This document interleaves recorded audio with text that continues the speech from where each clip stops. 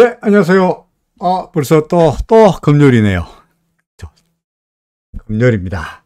어제 우리가 예상하고 기대하고 어떻게 되냐 궁금했던 ECB 유럽중앙은행에서 결국 금리를 시장의 예상과 벗어나지 않게 거의 0.5%를 올렸습니다. 그 걔들 나름대로 못하면 이제까지 한 번도 0.5% 올린 적이 없다 보니까 그야말로 큰맘 먹고 0.5% 자이언트 스텝 금리를 올린 결과가 됩니다. 혹시 여러분도 어제 보셨는지 모르겠습니다만은 어젯밤에 ECB 정책회의가 끝나고 금리를 0.5% 올렸다라고 발표한 다음에 그 라가르드 그 ECB 총재가 기자회견하는 것을 제가 잠시 봤어요. 그 CNBC를 통해 가지고 그 중계방송 대령 블룸버그였던가? 하여간 블룸버그였구나. 블룸버그 TV를 통해 가지고 그 라가르드 총재가 기자회견을 하는 것을 잠시 봤는데 약간 몰라도 이게 하나 잘 기억이 나더라고요. 뭐냐니까 기자가 묻기로 지금 이탈리가 지금 국가 부채가 150% 넘어가고 있고 상당히 곤란한 지경 아니겠느냐. 그런데 이런 와중에 금리를 0.5%나 올리고 나면은 그런 나라들은 어떻게 살라고 그러냐. 그렇게 질문했거든요. 그랬더니 그 라가르드 총재가 단칼에 뭐라고 말하냐니까 ECB는 정치적인 문제에 대해서는 고려하지 않습니다.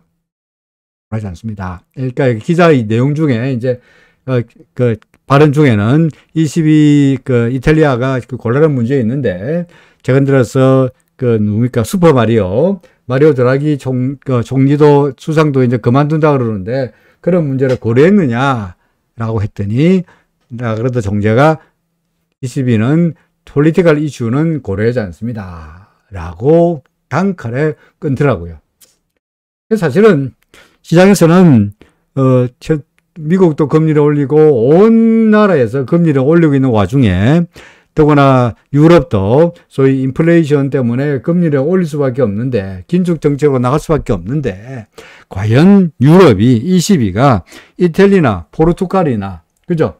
뭐 이런 그리스나 이런 그야말로 빚을 부리는 픽스 칸츄리까지 고려해야 되는데 얘들이 과연 금리를 0.25는 알겠는데 0.5% 올리기는 좀 버겁지 않겠냐라고 다소간 좀 어떻게 보면 의구심, 걱정 이런 생각을 좀 하게 됐었죠. 결국은 어땠습니까? 올렸죠, 그죠? 결국은 올렸습니다. 그러니까 그러면서 근데 사실은 라가르드 총재가 말로는 우리는 이태리 같은 그 정치적 이슈에 대해서 고려 안 합니다. 라고 했습니다만은 나중에 실토하기로 0.5%나 올리게 된 것은 ECB가 각국의 국채 금리가 신용도에 따라 가지고 너무나 어긋나게 급등을 한 것을 막는 제도적 장치를 마련했다는 거죠. 그 TIP라 그래 가지고 정확한 제가 뭡니까 영어 이름은 제가 아직 기억이 안 납니다만은 그런 제도를 만들었기 때문에 0.5%의 금리를 올려도 됐다라고 설명했죠. 그런데 그럼에도 불구하고 라가르드 총재는 뭐 그런 제도를 만들었으니까 현재 그런 제도를 만들었으니까 각국의 이탈리아나 스페인이나 이런 그리스나 이런 취약한 국가의 금리가 급등하지 않도록 하는 제도적 장치를 만들었으니까 문제 없을 것이다 라고 안심하고 금리를 올렸습니다만은 금리를 올리자마자 바로 이탈리아의 국채 금리가 20bp 이상 빡 급등하는 그런 모습을 보이면서 여전히 시장은 다소간 좀 의구심 불안감 속에 쌓여 있습니다. 당장에 유럽이 큰 문제가 되리라고 생각되지 않습니다. 그죠? 유럽에서 무슨 큰 문제가 있어가지고 갑자기 그리스가 국고 부도가 나고 이탈리아가 뱅크럽시가 되고 인solvency가 되고 해서 온 나라가 금융위기가 되고 라는 것은 당장에는 생각하고 싶지도 않고 그럴 가능성도 매우 낮습니다만은 약간의 최근 들어서 각국이 금리를 올림에 따라 가지고 약간의 잠재적인 리스크는 전에 비해서 조금씩 높아지고 있다 하는 생각은 염두에 둬야 되지 않겠나 싶습니다. 그것 때문인지 아닌지 간에 최근 들어서 외국인들은 간밤에 미국 시장 괜찮았어요. 그죠? 미국 시장 괜찮았습니다. 나스닥지수 역시 더 큰 폭이 올랐습니다. 더더구나 유로에서 금리를 0.5%나 올리면서 시장의 기대에 그대로 부응하는 모습이었기 때문에 이게 실망감이 안 했잖아요. 그죠? 그러다 보니까 기대에 부응하는 모습이었다 보니까 상당히 호재로 반영이 됐고요. 호재로 반영이 됐고, 그로 인해 가지고 미국 시장이 좋았습니다. 우리나라 시장도 아침에 개장가 좋았어요.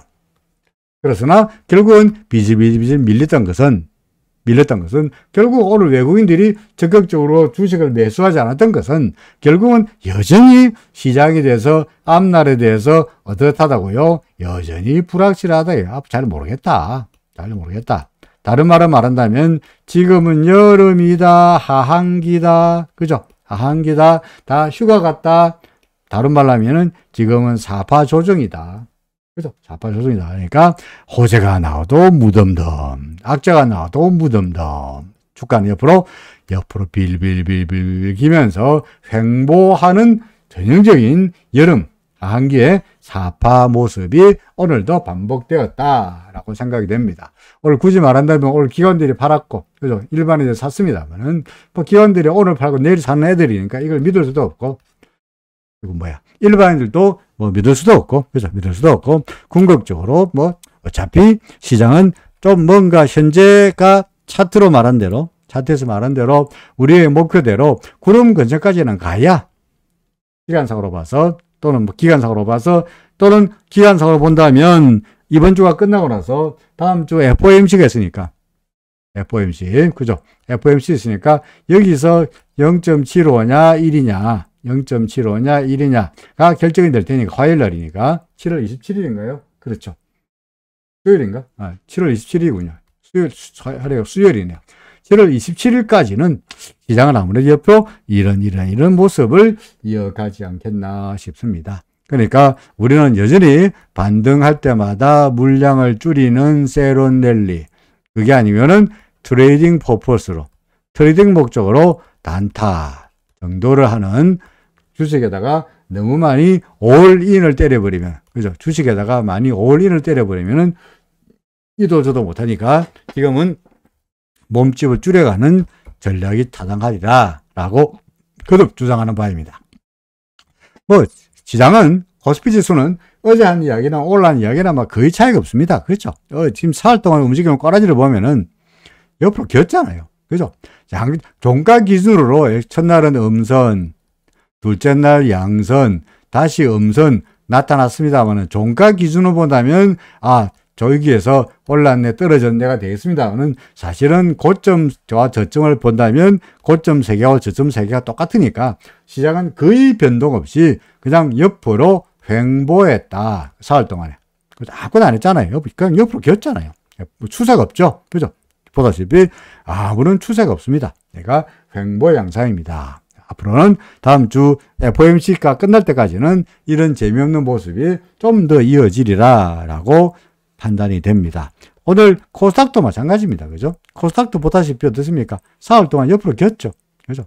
전혀 특별하게 추세가 바바박 올라간다거나 또는 바바박 떨어진다거나 이런 모습은 하나도 아니고 그냥 재미없는 이런 옆으로 횡보 양상이 이어졌으니 차트로 말해서 뭔가 분석하기도 참 쑥스럽습니다. 그러니까 상승세라고 말하기도 그렇고 하락세라고 말하기도 그렇고 그야말로 보합 국면, 영어로 말해서 사이드웨이, 그죠? 사이드웨이 아니면 한국말로 횡보, 그죠? 횡보. 이런 재미없는 양상이 계속 이어지고 있습니다. 오늘 달러의 원화 환율은 종가 기준으로 봐서는 또 마찬가지입니다. 그죠? 종가 기준으로 봐서는 올랐습니다만은, 그죠? 종가는 올랐습니다만은, 보다시피 고점과 저점을 비교해 본다면, 거의 변동 없죠. 그죠? 예를 들어서, 첫날은 양봉이니까 이렇게 끝났고, 그죠? 첫날은, 둘째 날은 음봉이니까 이렇게 끝났고, 셋째 날은 다시 양봉이니까 이렇게 끝났고, 그죠? 그러니까, 어떻습니까? 여기서 그림을 그리면 여기서 출발해가지고 여기서 종가가 됐고 그 다음 날은 여기서 출발해가지고 이렇게 끝났고 그 다음 날은 여기서 출발해가지고 이렇게 끝났으니까 사흘 동안 아무것도 안 한 거죠. 그죠? 아무것도 안 했어요. 달러 원화 환율도 별별이 없는 이런 모습입니다.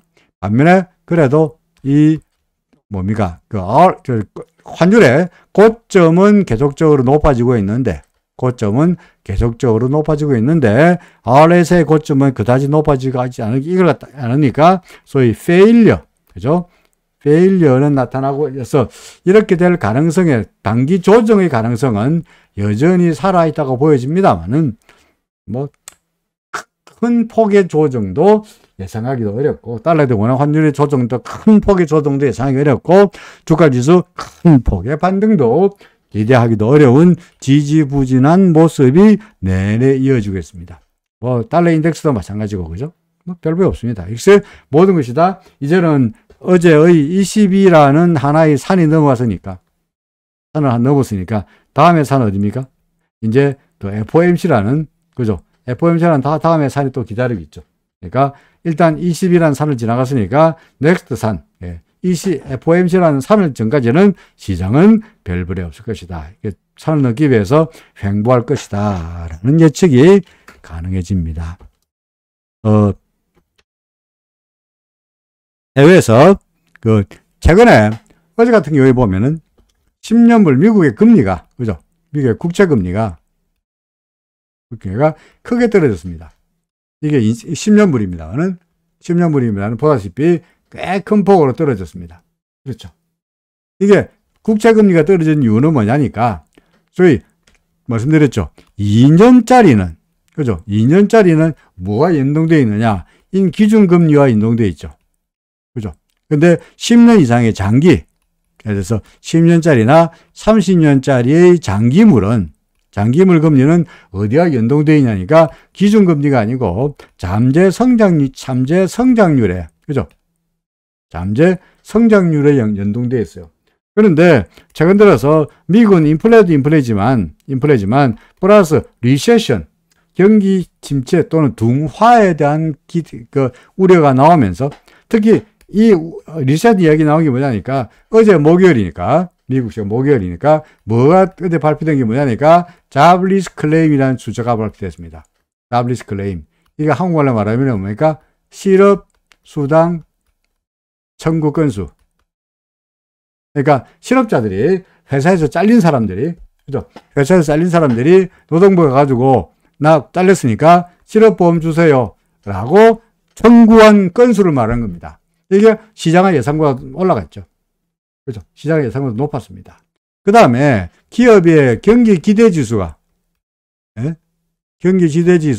오히려 상당히 떨어진 걸로 나타났죠. 그러니까 어제 나타났던 미국의 경제 지표로 봐서는 경기 기대 지수는 안 좋고, 그 다음에 잡리스 클레임, 실업자 숫자는 오히려 늘어나고 있고, 이게 리세션에 대한 우려감이 되면서 뭡니까? 경기 불황 때문에 잠재 성장률이 떨어지지 않겠냐 라는 것 때문에 결국은 장기물 금리가 하락했다라고 보여지죠. 그러니까 현재 다음 주 FOMC에서 기준금리를 분명히 올릴 거예요. 0.75 올리든, 설마 FOMC가 금리를 내릴 리는 없고 스테이 할 리도 없고 당연히 올릴 거야. 0.5%도 안 올려. 0.75 올릴 거야. 아니면 혹은 1% 올릴 거야. 에도 불구하고 왜 어제의 국제금리가 떨어졌느냐 하는 것은, 기준금리와 연동되는 것은 2년짜리인데, 단기금물인데, 어제 움직였던 것은 장기물, 10년짜리나 30물은 장기 성장률이 떨어지고 올려다 보니까 뭡니까? 장기 국채금리가 떨어졌습니다. 그럼 이게 뭐와 연관되느냐?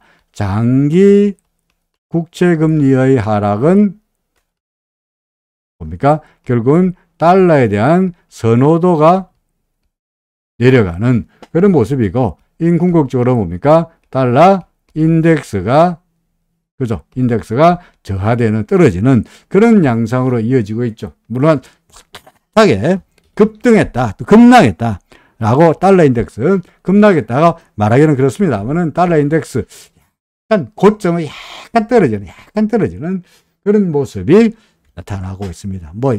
우리나라 코스피 지수로 봤어야, 달러 인덱스가 떨어지는 것은 코스피 지수로 봐서는, 달러대 원화 환율로 봐서는 그다지 나쁜 요인이 아닙니다만은, 여튼 간에 오늘은 아침에 계산가는 마이너스 출발했으나 이후에 꾸역꾸역 올라가면서 다시 브릿지가 되면서 결국은 달러 대 원화 환율에도 영향을 미쳤다. 그래서 우리나라 코스피 지수에도 영향을 미쳤다. 이렇게 설명이 가능하겠습니다. 앞으로 앞이 잘 안 보인다는 이야기가 됩니다. 쉽게 말해서 횡보할 거다 라는 이야기가 됩니다.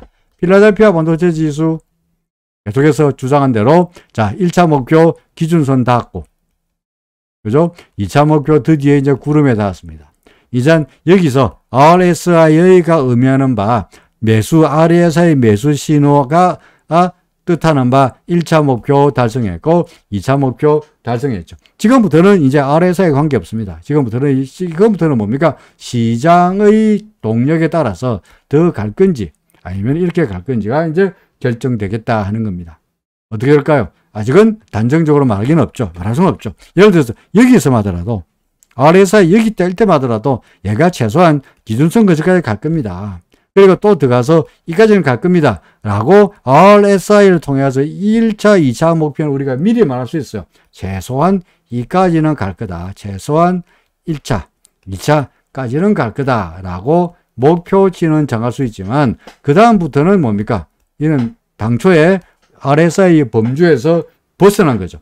그렇죠. RSI가 예측할 수 있는 범위를 벗어난 것이기 때문에 지금부터는 어떻게 될 거냐. 더 갈 수도 있고 여기서 목표를 달성했으니까 더 내려갈 수도 있고 둘 중에 하나가 되는 겁니다. 가능성은 어떤 탄력에 의해서 그죠? 어떤 탄력에 의해서 일단은 좀 더 가보지 않겠냐. 그러다가 재수가 좋아가지고 구름 받고 나오게 된다면 좀 더 갈 수 있는 거고. 그러니까 아직까지 필라델피아 반도체 지수가 여전히 반등세는 어떻게 할 거라고요? 유지될 거다. 그죠?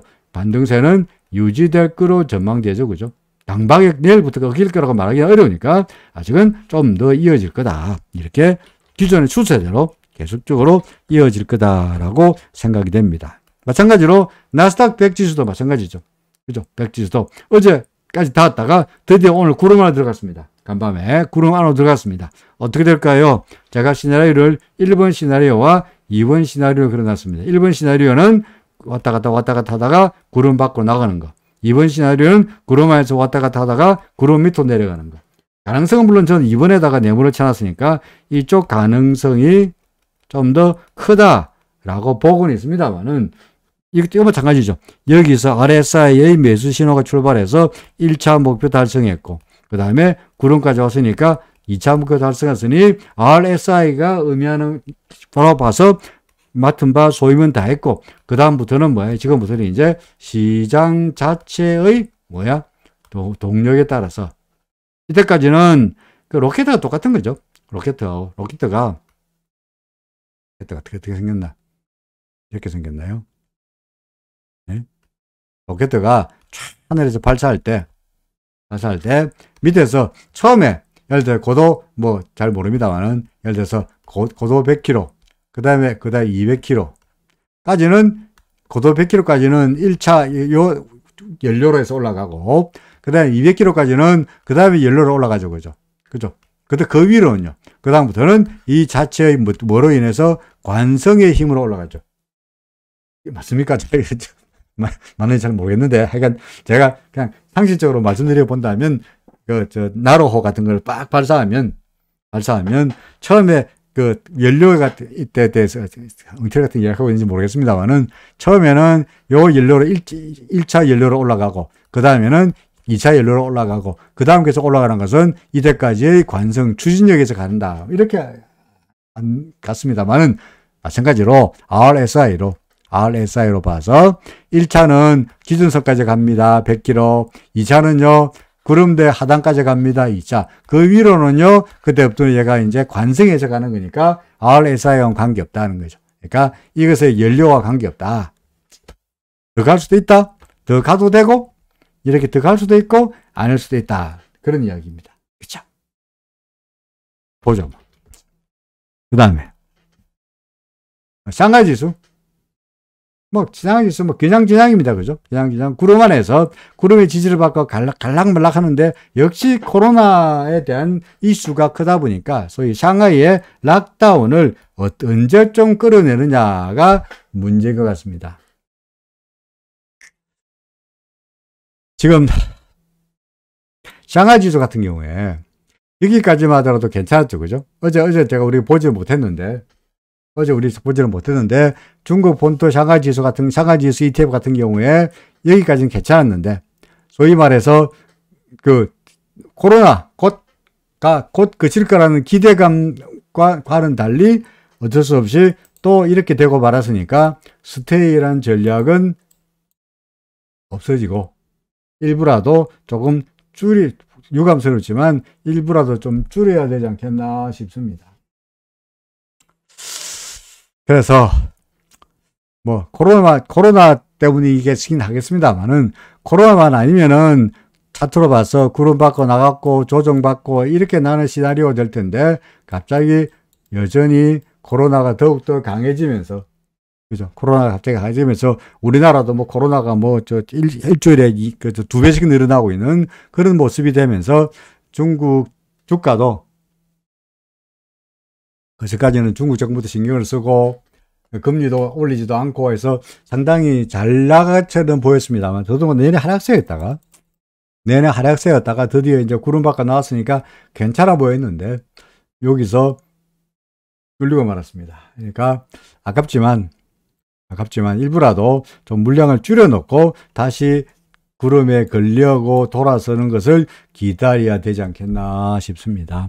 어제 제가 그 기준선 밑에 무릎 내려져가고 구름 밑으로만 내려가 버리면은 볼일 다 본다 그랬죠. 그죠? 그러니까 안타깝지만 좀 물량을 좀 줄여야 되지 않겠나 싶습니다. 요즘은 시장이 그래서 그런지 뭐 좀 그러네요.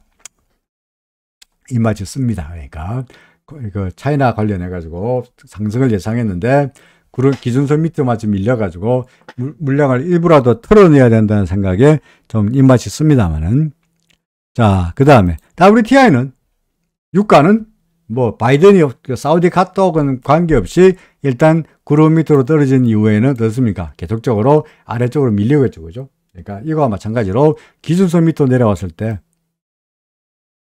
여기죠. 그죠? 기준선 밑으로 내려왔을 때 일부라도 털어두는 것이 안전한 전략이었다는 것을 WTI 이제 알죠. 그죠? 마찬가지로 KB스타 같은 경우에도 기준선 밑으로 내려왔으니까 일부라도 털어야 되지 않겠나 싶습니다. 일부라도 줄여놓고 다시 한번 하회를 바라보자. 그 다음 움직임을 다시 기준선 위로 올라가면은 바보 같은 짓이지만 또 사면 되는 거죠.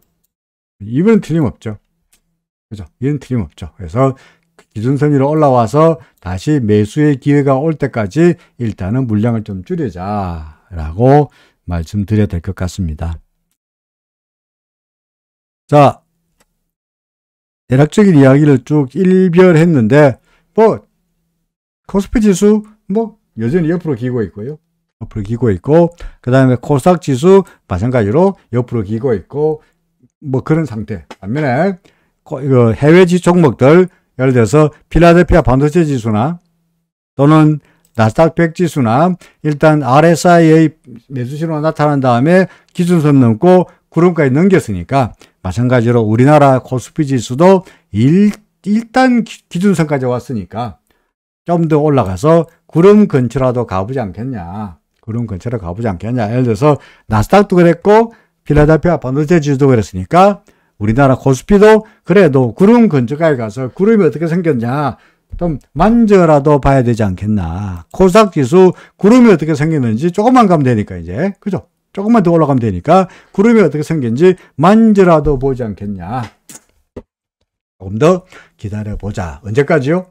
다음 주 FOMC 회의가 열리는 7월 27일까지는 다음 주 월, 화, 수요일까지는 행복 아니면 조금은 더 반등은 기대해도 될 것 같다. 이렇게 생각이 됩니다.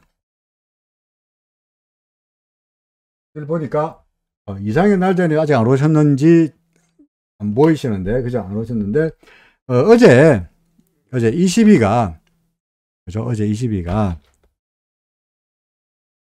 금리를 올렸죠. 그죠? 올렸습니다. 근데 그 질문에 어떤 질문이 왔냐니까 지금 유로를 쓰고 있잖아요. 그죠? 유로.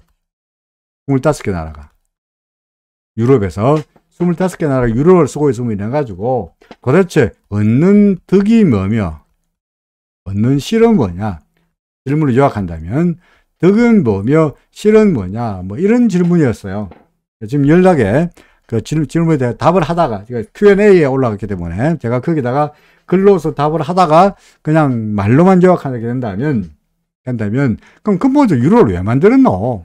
유로화라는 돈을 왜 만들었나? 그로 인해 가지고 득을 보는 나라도 있고 독일은 득을 보고 있고요. 프랑스도 득을 보고 있고 오스트리아도 괜찮고 네덜란드도 괜찮던데 반면에 PIGS 국가들은 유로를 쓰는 바람에 환율도 제대로 안 돼. 금리도 제대로 안 돼. 하는 바람에 상당히 피해를 보고 있죠. 그죠? 그럼 이런 나라들이, PIGS 국가들이 왜, 뭡니까? 이런 불안에도 불구하고 유로에 왜 가입해가지고 유로존을 쓰고 있나? 자기네 돈을 못 쓰고 왜 유로를 쓰고 있노? 득이 뭐고? 이거거든요. 이렇게 해서 아직 답을 제대로 안 했습니다만은 저는 원래 유럽은 미국처럼 유럽이라는 나라가 그야말로 조그만 그 유럽이라는 그 대륙에 독일과 프랑스와 네덜란드와 이탈리아와 스페인과 그 포르투갈과 온갖 나라들 옹기종기 붙어가지고 오스트리아, 스위스 온갖 나라 붙어가지고 맨날 치고받고 싸웠잖아요. 그렇습니까? 맨날 치고받고 싸웠어.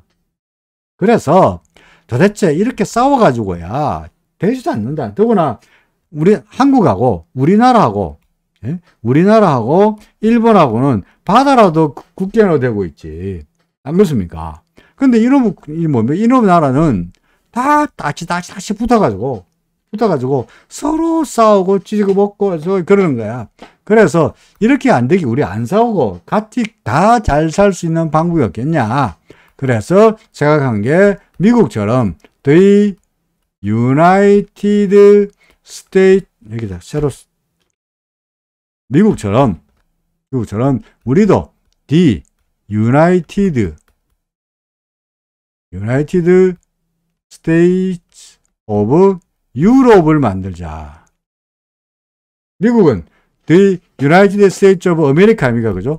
아메리카. 그래서 50개 주가 미국의 50개 주가 각각의 따로따로 하나의 나라이면서 따로 개별 국가이면서 자치를 하면서 동시에 미국이라는 USA 밑에 이래 모여 있는 것처럼 마찬가지로 유럽도 유나이티드 스테이츠 오브 유럽이라는 안에 네덜란드, 프랑스, 독일 이렇게 모여 있는 게 안 싸우는 궁극적인 목표가 아니고 안 싸우게 되는 궁극적인 결과가 아니겠느냐라는 생각을 했죠. 이게 1950년의 로마 협약이에요.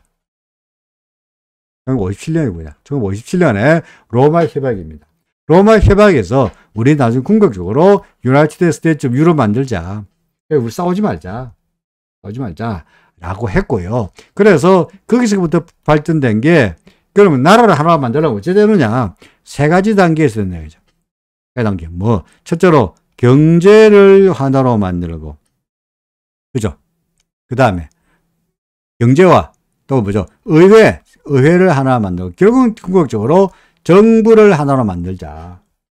이거 아닙니까? 나라 하나가 되려고 그러면은 경제가 통합이 되고, 그 다음에 의회가 정치가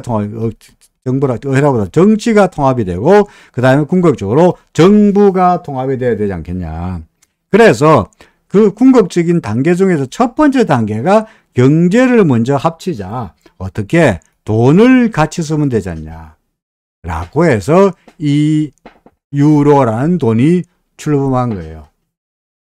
그러니까 현재는 유럽 안에 같은 돈을 쓰면은 경제가 통합되는 것이고, 그러면서 유럽 의회가 만들어져 있고요, 현재. 그죠? 유럽 의회가 만들어져 있고, 아직까지 유럽의 정부는 만들어지지 않았습니다만은, 그러기 위해서 유럽 헌법도 만들고, 그죠? 의회도 만들고, 그 다음에 유럽의 공동재판소도 만들고, 결국 궁극적으로 군대도 만들고, 그러면서 점점점 하나로 합치자는 거죠.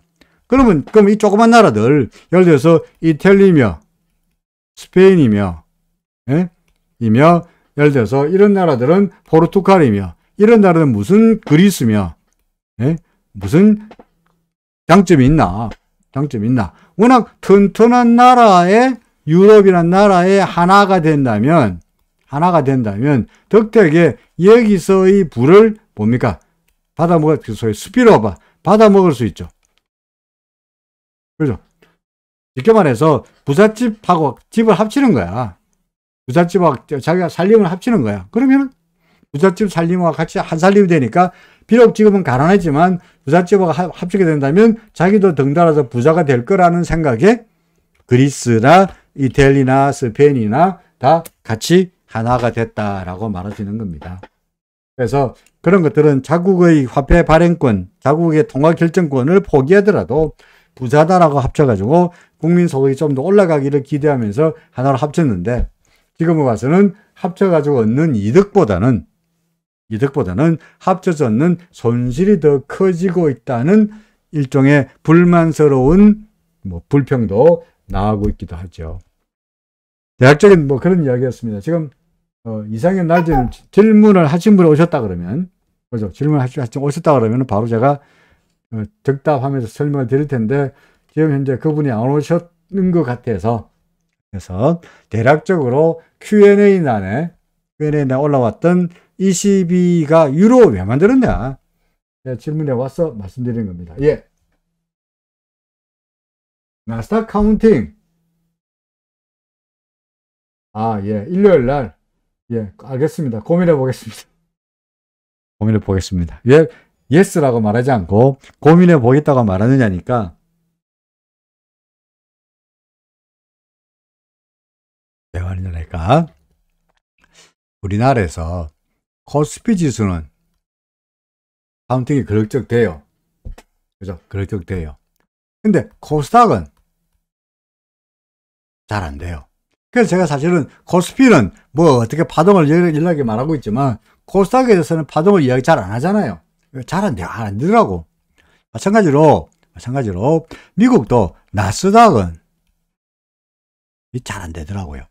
왜 안 되는 근본적인 이유가 뭐냐니까, 이게 2000년대 말에, 20세기 말에, 그죠? 20세기 말에 그 때문입니다. 그래서 나스닥 붐 때문이다.